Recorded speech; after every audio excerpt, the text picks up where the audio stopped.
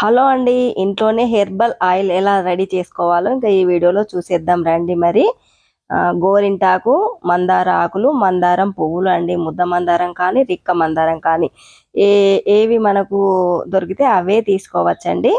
ఏవైనా పర్వాలేదు. ఎర్ర మందారాలు అయితే సరిపోతుందండి. ఎర్ర మందారం ఆకులు, ఎర్ర మందారం పువ్వులు, ఇంకా అలవేరా అండి, కలబంద అని అంటారు కదండి.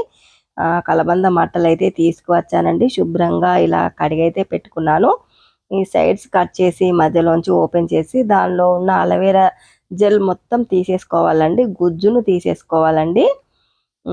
మనం అలవేరా జెల్ వేయడం వల్ల హెయిర్ సిల్కీగా సాఫ్టీగా అవుతుందండి. అలవేరా జెల్ని అయితే నలిపి పక్కన పెట్టుకోవాలండి. ఇంకా ఇప్పుడైతే మనం గోరింటాకైతే అంతా ఇలా ఆకుల్లా ఒలిచైతే రిబ్బి పక్కన పెట్టుకున్నానండి. అలవేరా జెల్లు, మందార ఆకులు, మందార పువ్వులు వేసానండి. ఇంకా ఒక శుభ్రమైన పాత్ర తీసుకొని ఐరన్ కడాయిలో కూడా వేసుకోవచ్చండి. నేనైతే ఇలా ఇత్తడి గిన్నెలో వేసాను. గుప్పెడంతా గోరింటాకైతే వేసుకున్నానండి. మైదాకు అండి.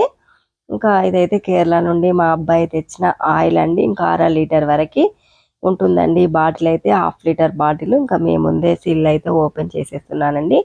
చాలా ప్యూర్గా చాలా బాగుంటుందండి. ఇంకా కేరళ కొబ్బరి నూనెలు, అక్కడ కేరళలో కొబ్బరి పంటలు ఎక్కువగా ఉంటాయి కదండి. ఇంకా కొబ్బరి నూనె అయితే చాలా ఫ్రెష్గా దొరుకుతుందండి. ఇంకా మా అబ్బాయి కేరళ ట్రిప్ వెళ్ళినప్పుడల్లా తీసుకువస్తూ ఉంటాడండి. శబరిమల వెళ్ళినప్పుడల్లా ఈ కోకోనట్ ఆయిల్స్ అయితే తెస్తూ ఉంటాడండి. ఇంకా ఆ ఆయిలే, ఇంట్లో ఉన్న ఆయిలే వేసేస్తున్నానండి. ఇంకా దీనికైతే ఓపెన్ చేసి లేదండి. ఇంకా చాకునైతే వేడి చేసి అంటించానండి. ఇంకా ప్లాస్టిక్ కదా, చక్కగా కరిగిపోయిందండి. ఇలా ఓపెన్ అయిపోయింది. ఇంకా మూత అయితే మొత్తం ఆయిల్ అంతా వేసేసానండి. 1/2 లీటర్ వరకు వేసాను. ఇంకా ఇంట్లో కొంచెం ఆయిల్ ఉంటే అది కూడా వేసి పక్కన పెట్టుకున్నానండి. ఇప్పుడైతే 1 స్పూన్ వరకు మెంతులు వేసుకోవాలండి. మెంతులు వేసుకోవడం వల్ల చుండ్రు అది ఇది ఏది రాకుండా ఉంటుందండి. సాఫ్ట్నెస్ కూడా వస్తుందండి ఇంకా మెంతులు వేయడం వల్ల. నేను ఎప్పుడు ఇలా ఇంట్లోనే హెర్బల్ ఆయిల్ తయారు చేసుకుంటూ ఉంటానండి. సీజన్ బట్టి మనకు ఏ సీజన్లో ఏమేమి దొరుకుతాయో ఇంకా వాటితో అయితే రెగ్యులర్గా ఇలా కాచిన నూనె అయితే తయారు చేసి పెట్టుకుంటానండి. ఇంకా వీటన్నింటినీ వేసి స్టవ్ పైన పెట్టయితే స్టవ్ అయితే అంటించి వేడి చేస్తున్నానండి. ఇంకా ఆయిల్ అయితే చక్కగా ఇలా నిదానంగా కాగుతుందండి. ఇంకా ఆయిల్ వేడెక్కిన కొద్దీ అందులో ఉన్న పువ్వులు, ఆకుల్లోని సారం అంతా ఆయిల్లో దిగుతుందండి. ఇంకా దానివల్ల అయితే మనకు వెంట్రుకలు అయితే చాలా బాగుంటాయండి.